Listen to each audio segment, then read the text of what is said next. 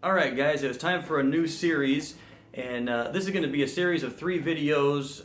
What should you practice as a first year guitar student? There's 3 topics that I think are important for the first year guitar student. It's memorization, number 2, it's repertoire, and number 3, muscle memory. So I'm going to do one video on each of those. This is the memorization video. Alright, so memorization for the first year guitar student. The first thing you should be working on is memorizing the notes on the 5th and 6th strings. A, B, C, D, E, F, G, A. And then you should be able to make the little power chord that goes with each of those. A, B, C, D, E, F, G, A. And the 6th string, E, F, G, A, B, C, D, E. And then the chords, E, F, G, A, B, C, D, E. When you've picked up on that, we're going to move into open shape chords. And so you should practice looking at your book, look at the diagrams you've got in your book, and you should spend, 5 or 10 minutes. We'll probably start with the key of G. So look at that key of G chord and study the diagram and figure out where your fingers go. Strum that. Get every note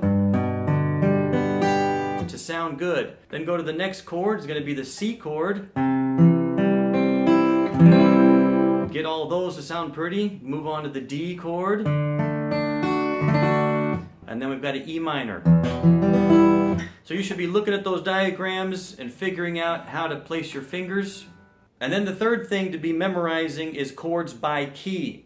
You want to be able to memorize what chords are in the key of G. And in your book, I give you the 4 chords in each key that we're going to learn in book 1. So you should be able to think key of G. What are the 4 chords in the key of G? You should be testing yourself. Maybe make up some flashcards again. And on the front of the flashcard, write key of G. On the back of the flashcard, write G, C, D, and E minor. Use those flashcards to test your memory.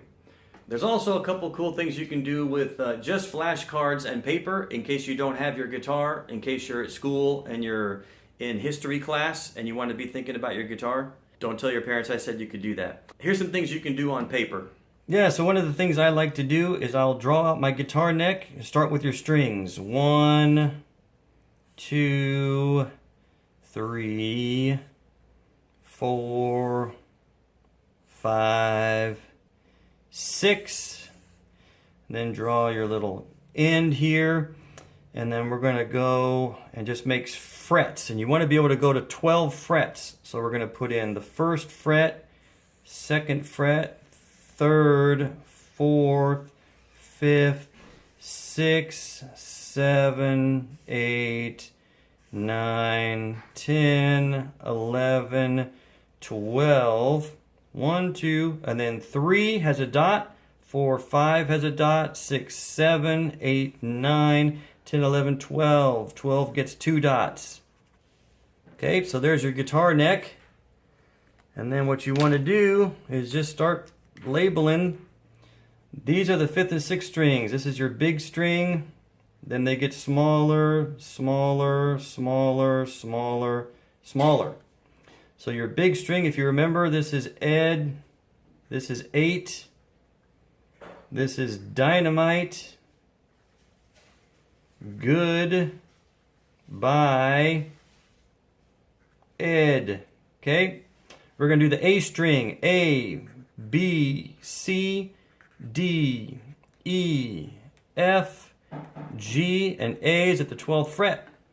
E string. E, F, G, A, B, C, D, E. That's one thing you could practice. So you get yourself some blank 3x5 cards. You put whatever chords we're studying that week, the chord of G, and then copy down the little example in the book. You got E minor, and you should try to flip these over and see if you can visualize what the chord is. We got the chord of C. Draw that on there, flip it over, there it is. Chord of D, you can flip that over, see if you know what it is. So as we learn more chords, you keep adding every chord, every key that we learn to this pile. And then every week, at least 1 or 2 days a week, you should just put this whole stack down. You can put the stack down and then look at the C and see if you can play the C chord. You flip that one over and see if you did it correct. Look at that D. Can you play a D chord? Flip it over, see if you got it right. So on and so forth with each one of those chords. The next thing you can do with your flashcard, if you don't have your guitar with you, you're at school or something, take your flashcards and test yourself. There's a C chord. Can I draw a C chord? There's my C chord, so my chord would be something like there, there, there, open, open, and don't play that one. That's a C chord. Then double check yourself. Did I get it right? Of course I did. I'm the teacher. The D chord, how are we going to play that one? Well, I know the D chord is like this, and this is an open string, and these are not. Let's see, did I get it right? Of course I did, because I'm the teacher. E minor. Let's see, can I draw an E minor chord? Well, I know the note, and then all of these are open. That's E minor. Let's see, did I do it correct? Of course I did, because I'm the teacher. Last one, I got the chord of G.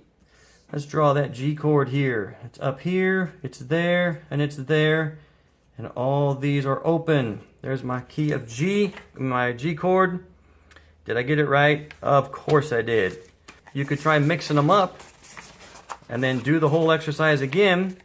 But in a few weeks, we're going to start doing a new key, and you're going to want to make 3x5s for that key.